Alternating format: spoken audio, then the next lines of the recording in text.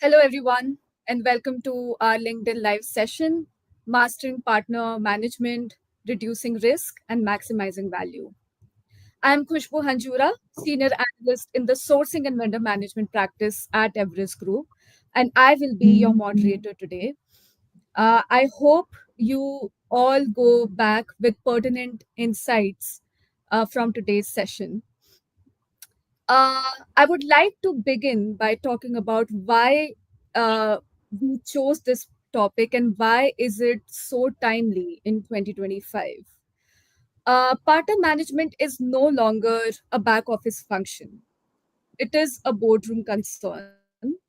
And as organizations face dual mandates, accelerating growth, optimizing costs, outsourcing is resurging as a strategic lever. But here is the twist: outsourcing today isn't just about cost savings, it's about delivering outcomes, reducing risk, and ensuring agility. And that brings us to the crux of today's discussion. How do you unlock real value from your partners? How do you manage them not just contractually, but also strategically to stay aligned with fast changing business needs? To help us explore this further, we are joined today by two incredible speakers.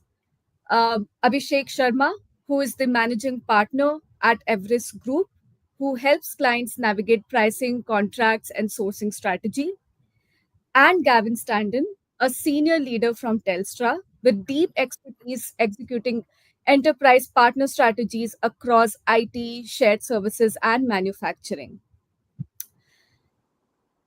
Now, let's begin with the big picture over here. In Everest Group's research, what we are essentially seeing is an increase in outsourcing momentum. If we can go back to the slide, yes, thank you very much. Driving profitable growth is the key focus in 2025. Although there is, of course, focus on enhancing profitability, cost optimization, what we are also seeing from conversations with clients is um, more focus on innovation across products and services, enhancement in brand reputation, and improvement in customer experience. But here is the catch: the success of outsourcing is directly tied to how well the retained organization is set up. You can have all the best partners on the paper, but if your internal structure lacks clarity and governance or agility, you are setting yourself for value leakage. So today's session isn't about one off fixes, it's about intentional design, from how you structure your retained teams to how you govern your partners to how you also handle transitions. So with that, I would like to explore these changes, and I would like to start off with you, Abhishek. Sure. I know you have worked with sourcing leaders across different industries, right? So could you walk us through how outsourcing priorities have evolved in 2025, and what does it actually mean for sourcing organizations on the ground? No, absolutely. Thanks, Kushbu, for the context. 2025 has been interesting, and I often use this example as viewers can see on the screen. When this year started, right, we believed that 2025 would be a year of overall green shoots, as we may say, after a pretty flattish performance industry growth of BPO and IT services. As you can see, the previous forecasts were roughly around 5% averaged across both of these service types. The revised forecasts based on events, you can call it tariffs, a number of other things, a lot of macroeconomic uncertainty resulted, which obviously has an impact on the forecast. Now, On the BPS side, I think it's fairly consistent, but on the IT side, there's been a significant dent, and we expect that revised forecast to be kind of about 1.8%. But having said that, right, these are just the numbers. Um, Despite macroeconomic uncertainty, buyers are still reigniting outsourcing conversations to support growth and resilience. And I'll just mention, how this plays out, and effectively, what are some of the reasons behind it. Right? So one is the fact that enterprises are now reassessing sourcing models to meet near-term business outcomes, right? There's a lot of focus on productivity, digital rephasing, risk-adjusted timelines, a lot of that stuff, right? So that's kind of a given, because there's new levers for productivity, there's new regimes for how to bring about cost savings, etc. So that obviously has contributed to a lot of the activity which we're seeing, right? So as compared with previous timeframes where any kind of macroeconomic uncertainty would just lead to purse strings closing, that doesn't seem to be the case. Yes, deal cycles are longer. It's definitely up for a lot more scrutiny. But let me just talk about kind of the three reasons why this is happening. One is that you know there's a demand for seeing financial savings in year, right? And by in year we mean pretty quick, right? So bringing those savings up front, realizing them through efficiencies, impact of AI, in-house, or using your existing outsourced mechanisms, it might be a bit difficult, right? Especially where with the new productivity and digital regime. So that's why using financial engineering, engaging with providers or newer providers, or changing the portfolio reprioritization can actually help bring forward the savings which are much needed in a tough year like this. That's one. The second also is that, see, there's a lot of variabilization of cost base that's of interest to buyers, right? Having own resources is a much longer term commitment. Shorter deals, when buyers want to get stuff delivered without long term commitment, seems to be the norm. And the point I mentioned around reassessment of sourcing models, this plays very well into it.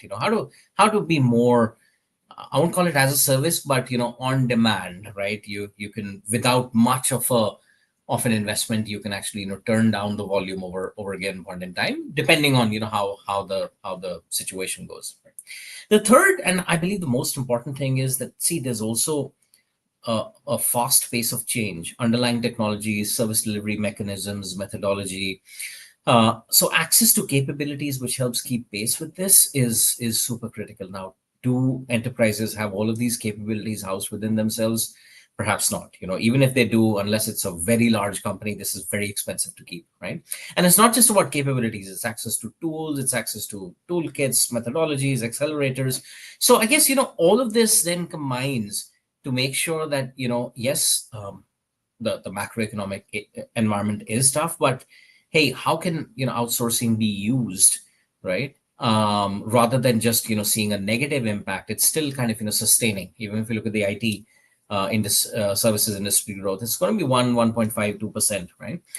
So within that almost flattish growth, there's a lot more which clients are expecting to do, right, with the same amount of money, right? So again, outsourcing, yes, many times people sometimes write the epitaph that, oh well, it's gone, there's a totally radical operating model. I don't think that's the case, right? We're still seeing some sparks, but basis what I've said, one thing always leads to the other. So Hmm. it leads to how partner oversight is evolving, right? Yeah. I've taken the conversation till about, hey, yes, they are interested in engaging, they are interested in contracting, but then the real game starts after that. How do they realize the value? How do they, how does the partner oversight work? So I'll hand it back to you, especially around the retained organization point that you mentioned, if you want to cover a little bit. Of course, Abhishek, and thanks a lot for sharing that insight, right? Because that naturally leads us to the role of retained organization and how important it is, how internal teams that provide direction, governance, and oversight side are important to make sure that we are seeing successful outsourcing partner relationships.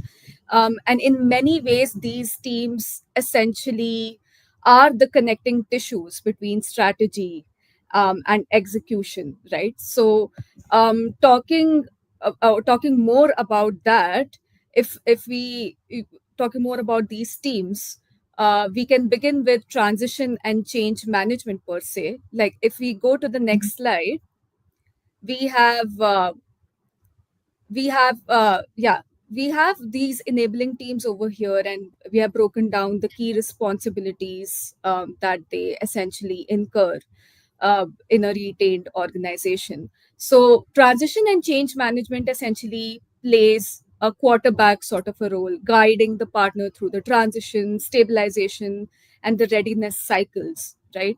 And they are not just tracking milestones, they are also managing knowledge continuity, ensuring that handovers don't drop the ball, and aligning communication across internal and external stakeholders.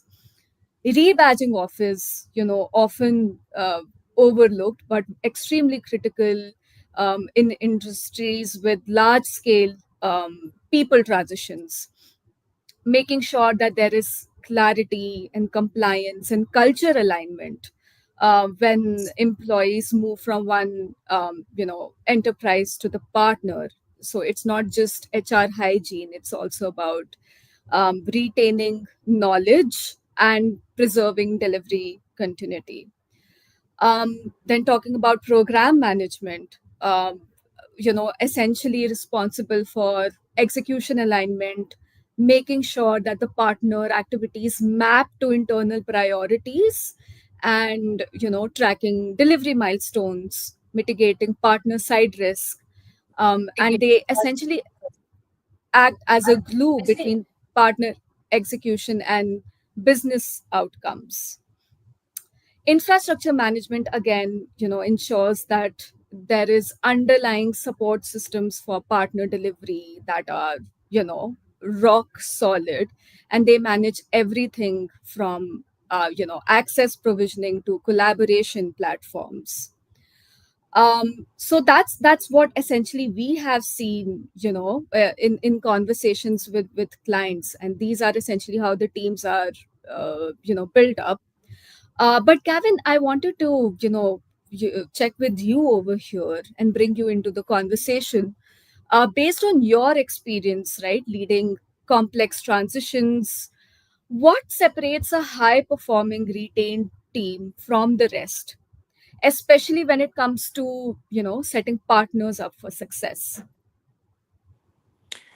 Thanks, Kushbu. And it's an amazing question. I think so. You bring up two very important operating words, and I think so. As part of this conversation with Abhishek and yourself, one is successful transition. Second one is business alignment. These are two big operating words. And if I really start off, I would say one piece to ensure that you have the right level of business alignment is based on the executive sponsorship you have for this transition. See, for any transition to be successful, it is imperative that executive sponsorship on both sides are always aligned so that all your trivial challenges do not become a distraction for any transition. Now, what you mentioned here on the slide makes a lot of sense, right? If I really follow this from a black and white standpoint, makes absolute sense. But then there are a lot of shades of gray that go into it. So the first one, I think, so you bring up a very important point is retained organization or the retained talent. For me, I have seen this as part of my experience.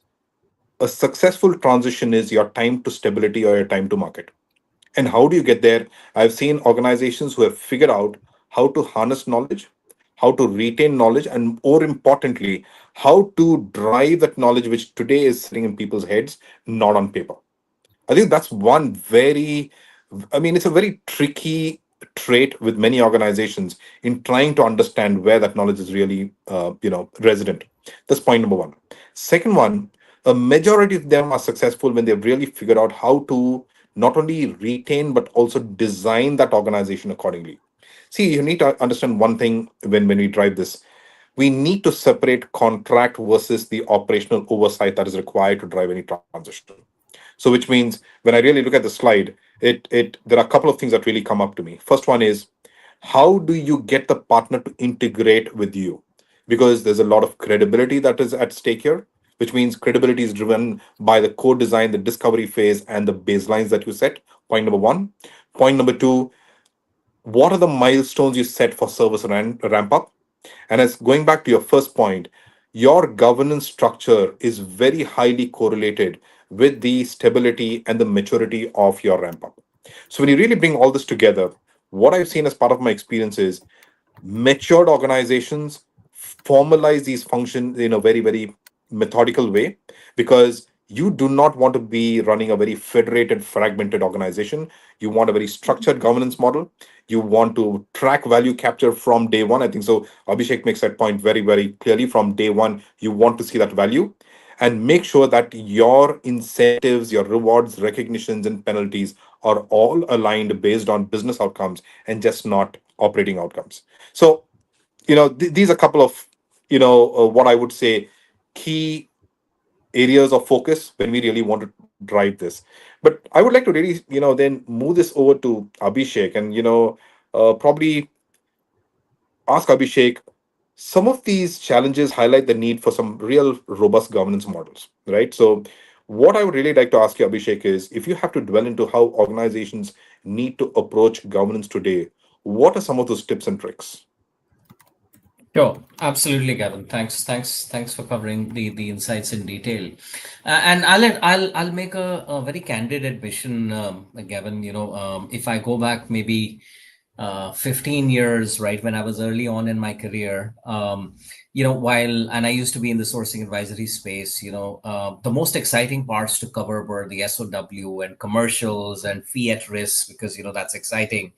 Governance, at that point I said, hey, this is standard, three-tier governance. Why are we even spending time? It's so boring. It seems like, just to grab stuff. But over time, as they say, with age and experience, I've realized this is so critical, right? To make sure that, things are done. And maybe I'll take a minute to, if we can get the slide up, which talks about the three levels, right? Why it's really important to make sure that, yes, I mean, this hasn't changed much since the past, 20 years or 25 or 30 years, but it's very important to figure out, a few things. One, I think where governance really helps, the way I see it, is that, as long as things are going fine, right? One might argue that, hey, this is just a reporting mechanism, right?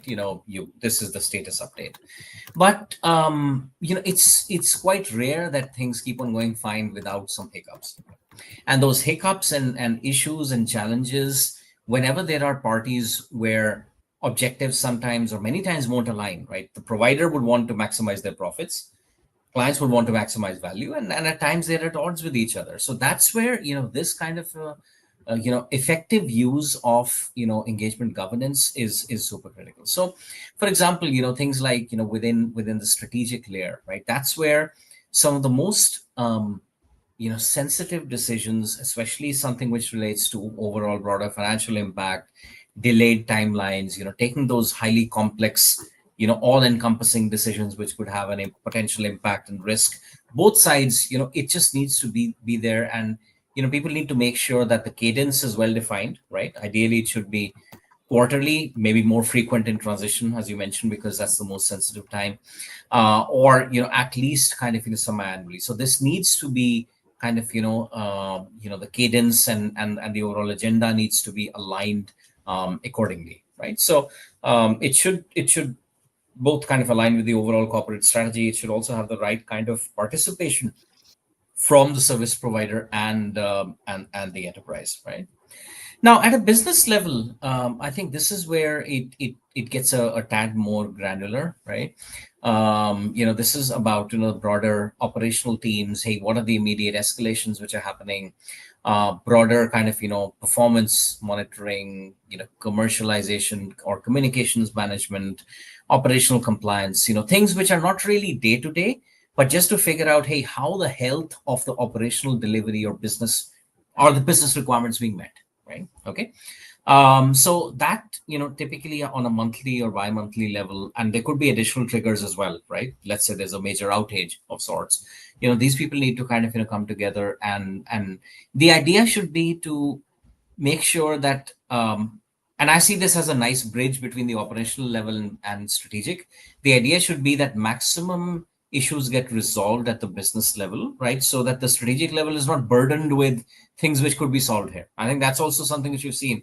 Pushing everything up then means that for the true strategic ones, people may not even have time, right, to cover. Operational one is I think, that's where the day-to-day execution happens. Many times it becomes over time unnatural cadence. You don't really need to track things, but it's always good to kind of, make sure that there's a proper audit trail. When the meetings happen, what were the actions, who's responsible, etc., etc., etc. And then, on a weekly or daily basis, again depending on triggers. So net net, I think that level of discipline, rigor, wherever that's needed, is important while following the governance structure.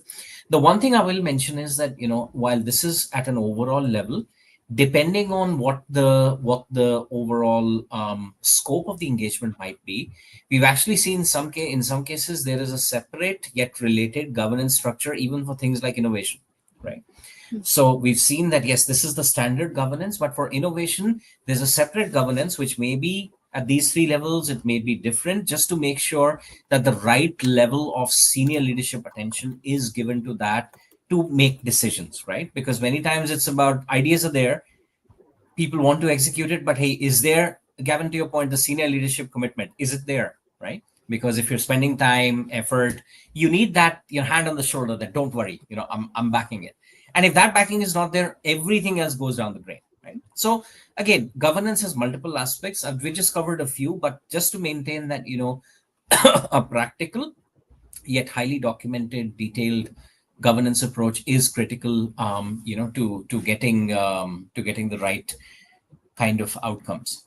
Gavin, perhaps a question back to you, around, especially around multi-vendor setups, right? So this is generally, more what we're talking about from a one-to-one relationship.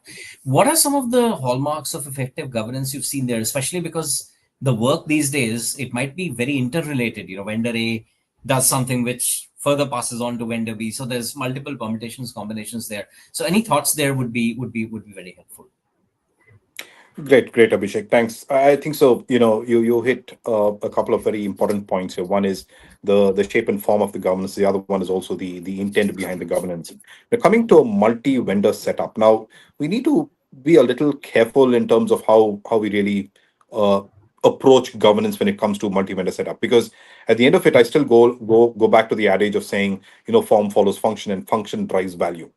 If you really don't have that equilibrium happening, there's something that's not there's something that's not functioning there, right? And so what do I mean when I say this? Because you as a client need to have a very clear partner strategy. Now in a multi-vendor setup is anything greater than one. It could be a champion, a challenger. If it was a three party or three partner capability, it could be a champion, a challenger, and a disruptor. It depends on how you want to really shape your partnership. The reason why I say this is, depending on how you want to shape your partnership, your governance structure will drive it. Because bear one thing in mind, your governance outcomes will drive behaviors in your partners. That's very, very important, right? I mean, irrespective how mature your partnership might be. So that's point number one. And I think so you bring up very important points, right? You talk about strategic, business, and operational, and you also talk about innovation. There's one thing that's constant. Probably earlier it used to be called transformation. Today's innovation. Tomorrow is going to be AI. But there is one that cuts across all of them. And that is where the value capture is. Because what business will tell you is, how are you managing my escalations? How are you managing my sensitivity of business? What operational will tell you is, how are you meeting my KPIs and my service levels? The strategic alignment is all about, where are you? How are you? How strong are you? But what I'm really interested in, it goes back again to our first point. Where is that value? Am I getting value from day one? Right? So, couple of important things. The governance model has to lean in towards being very decisive, having the right players, and aligning between business outcomes and partnerships that are aligned to goals. Because that's where your baseline really starts to stem and starts to take shape. Because at the end of it, if you have what I call misalignment at your baseline levels, take it from me, you need to go back to your drawing board very, very quickly. Not many Yeah. transitions I've seen that have not gone back to the drawing board very, very early, because, and that's fine, because there are vulnerabilities, there are some, some blindsided situations that you do face when you're going through transitions. But I need to tell you a couple of things. You will always have an early stage governance and review cycle. You will have a mid stage governance and review cycle, and you will have a matured stage of review cycles. All of them will evolve based on the language you use, the KPIs you drive, the metrics that you track, and very important, the language that you use, because that drives the tonality of all your governances. So going back to your point, m- I would say governance maturity is highly correlated to the way you capture value. And I would even go the other way around, which says if you do not have the right governance structure, you can be rest assured there will be value leakage. Now, this value leakage might be material, might not be material. It could be even immaterial. It could be something like morale of the team is really low, and hence that affects your performance. So there are some subtle things we need to be careful, because it has a direct bearing on process behavior, it has a direct bearing on people behavior, and also can result in subtle changes to the program that will add friction on delivering value. All right. So it's a bit of a short answer, but I want to probably flip it, because there are some very important points that you're making, Abhishek, is, and you Yeah. also, Kushbu, you both have worked with organizations and trying to move from probably being a transactional service provider to probably a strategic service provider. And keeping in mind, strategic service provider sometimes is an abused word. We need to understand what that really means for you and me as a client.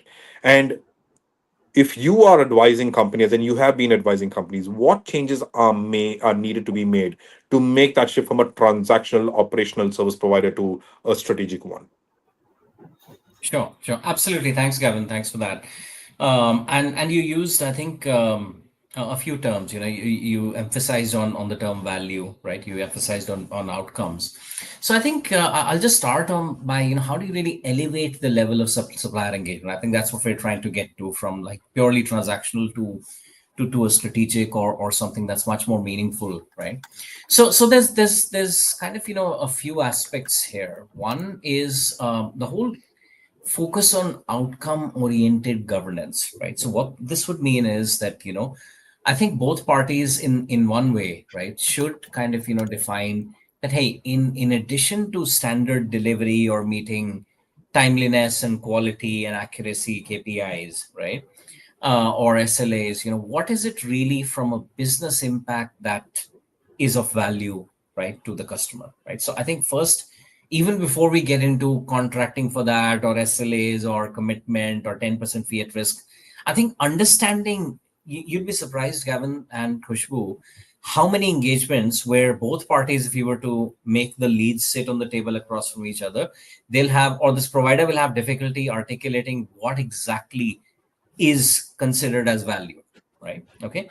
And sometimes it's as simple as saying that, yes, you're delivering to the metrics, but we also want you to highlight what are the elements which are causing the overall dip in customer experience, even though the metrics are all green, the typical watermelon effect, right? I've had multiple cases, multi-million-dollar contracts, is saying that no one even picks up the phone proactively from the supplier side to highlight that, hey, we know that this is not part of our SLA, but these are the four things which can be done, right? So they're just so fixated with their own metrics showing all green that they have limited respect for that. So again, just looking at what are the business outcomes being, how does that kind of reflect in the governance meetings? Are we just discussing bean counting and metrics, or are we looking at those outcomes also?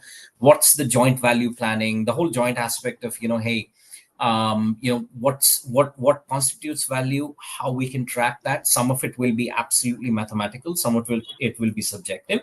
So I think that's one, right? That comfort with subjectivity, comfort with knowing that, hey, value isn't really always puttable into some kind of a mathematical equation. That's one. The second way we've spoken about innovation is that the suppliers, they are expected to bring more than just service delivery. Okay. especially if they want to elevate the relationship. That has to be about innovation and not just about giving ideas or doing small little things here and there.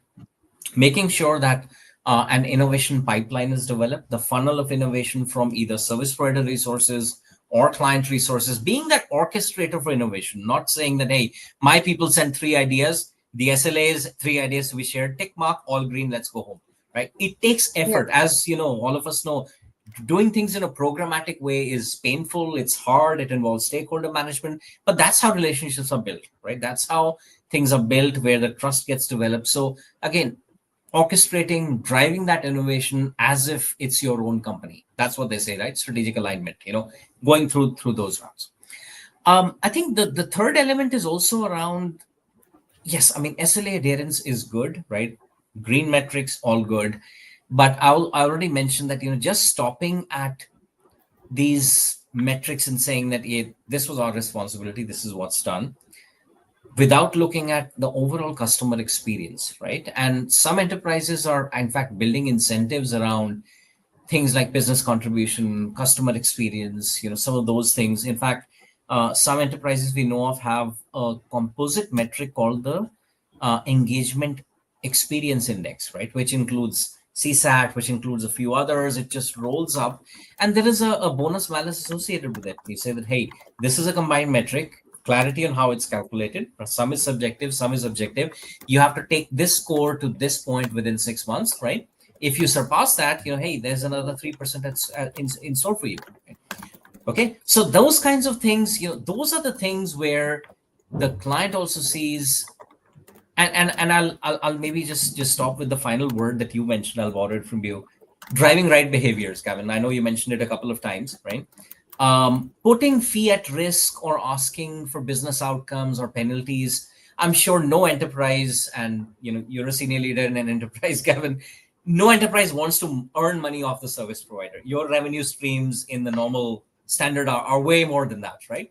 I think it's exactly just to drive the right behaviors, right? If you're strategic, you need to put those things in place. Hey, how do you get to driving the fact that the provider takes sufficient risk, invests in managing that risk, just make sure that, hey, that spirit of come what may, we'll make this happen, right? Versus, hey, you asked me to do this, process this invoice, solve these 4 tickets, bye bye, I'm going home. There's a world of Hmm. difference. The latter I've said is transactional. If you want to move to strategic, right, that involves being comfortable with subjectivity and some of these things mentioned. So I've put it in as plain and philosophical way as possible, but just reflecting, the experience I've seen on the ground, right?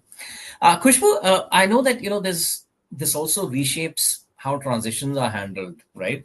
So do you want to talk about some transition best practices also, right? Because that sets the stage of how the relationship would progress, right? Or the delivery would progress. Yeah.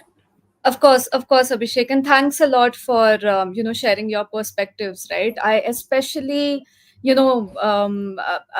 around the points about innovation and customer experience. Right, that really drives home the point that managing for compliance isn't enough anymore. Right, leading organizations are redefining supplier relationships through continuous innovation, through value creation, and also customer experience, not just SLA adherence. So that mindset shift has big implications for how we structure retain teams and measure continued success and engage our partners across every layer of governance, right? So making those deliberate design choices that elevate oversight from administrative coordination to strategic enablement is what is really important over here. And through the perspectives that you and Gavin have also shared, and also conversations that we have had with our clients and SMEs, what we have what I would like to essentially speak about are a few highlights, right? So few best practices that we have seen separating high performing retained organizations from those that struggle around partner friction, risk, and value leakage. So number one being investing in a well defined retained structure with clear roles, starting with clarity, who owns what, strategically, operationally, commercially. Without this, issues essentially fall through the cracks or get lost in overlap. Then using a layered governance model, right, to oversee supplier relationships, focusing on a few high impact SLAs, of course, with dashboards and feedback loops, not just drowning in metrics, but focusing essentially on what actually drives outcomes and enable real time feedback so that your partner does is not caught by any surprise and post mortem reviews. That is something really important. And also, of course, a lot of conversation is happening around risk and compliance into, and how do we embed that into partner governance framework. With third party exposurizing, compliance cannot be an afterthought. Risk checkpoints need to be built into the cadence. Managing transitions as formal change initiatives with phased handovers and talent continuity. Transitions again cannot be, if we treat them as paperwork, we will miss the operational risks. So you need to treat them as structured change programs so that the foundation for a long term success is built. And defining clearer roles during transitions, treating vendors, of course, as strategic partners and not just service providers, to create, again, bringing home the point around co-creation and mutual value. Conducting regular structured performance and improvement reviews. Finally, consistency wins, right? Not just review meetings. So having those action oriented sessions where performance trends are discussed, risks are flagged, and next steps are owned. That's really important. And with that, essentially, we have come to the conclusion of today's session. But as we are at the last leg of it, I just want to mention a big takeaway that I want that I want the audience to leave with, which is partner management is no longer optional, it is existential. And success does not come from micromanaging them, it comes from designing structures that enable collaboration, accountability, and strategic outcomes at scale. So, whether you are leading sourcing transformation or managing transitions or trying to unlock more value from your existing partners, your retained organization is either your greatest asset or your biggest blind spot. So with that, with those few words, I would really like to thank everyone who has joined the LinkedIn Live, and thanks to our speakers Abhishek and Gavin for their exceptional insights. And please feel free to visit us or contact us if you have any more questions about the topic that we discussed today. It was really nice connecting on this. Thank you. Thank you. Perfect. Thanks a lot. Right.